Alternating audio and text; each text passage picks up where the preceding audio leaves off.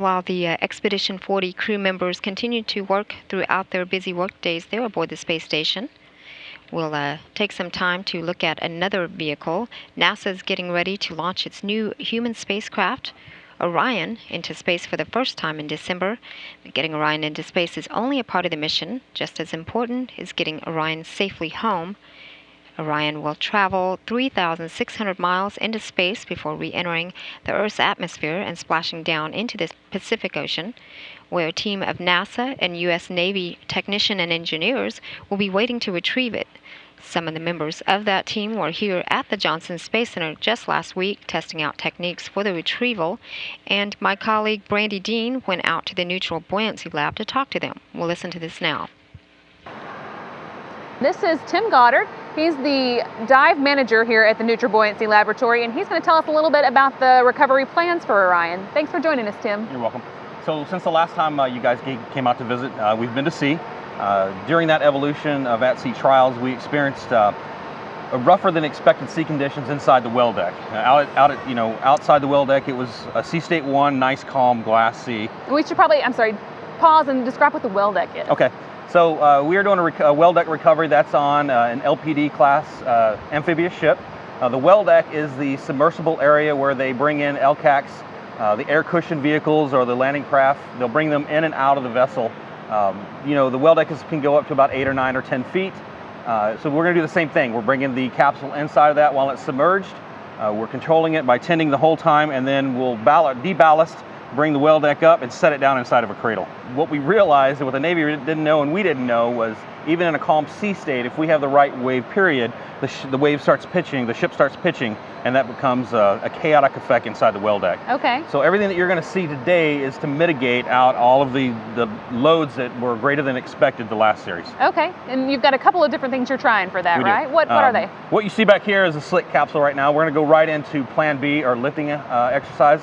In the event that we cannot do a well deck recovery, we're going to use different classes of ships to use a knuckle boom crane to come over and just do a standard lift at sea. So we'll pick the cradle up, we'll put the capsule up, get it over some point of the ship, and then set it down in its cradle, all in a dry environment. Okay.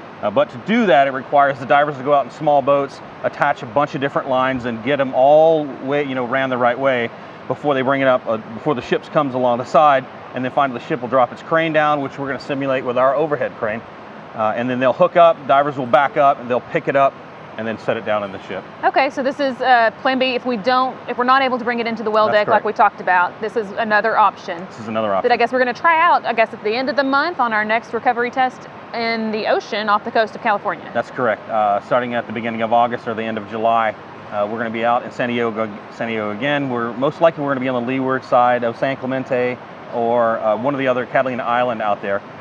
It's in a protected area. We can get the sea state we want, and we can try the well deck recovery options again. What we're going to do later, which you can't really see here, but I have a horse collar system.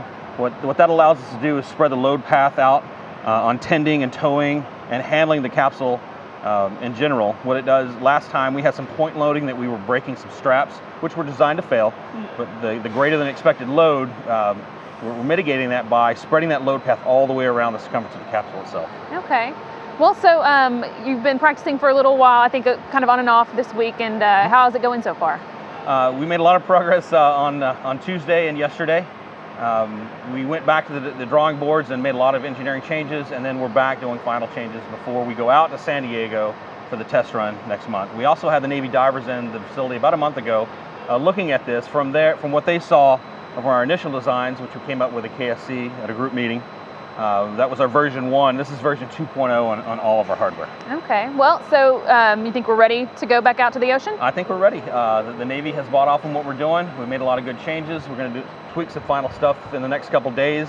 We're going to take it out to San Diego and do some fit check next week in a dry environment. They're all supporting Operation REMPAC in San Diego right now. The ship will come in, then the divers will come in. We'll do a group meeting, run through it all on a dry dive again, and then finally go out to sea and practice it one more time. All right. Well, I think we'll look forward to hearing about that test in just a few weeks. Thanks so much for joining us.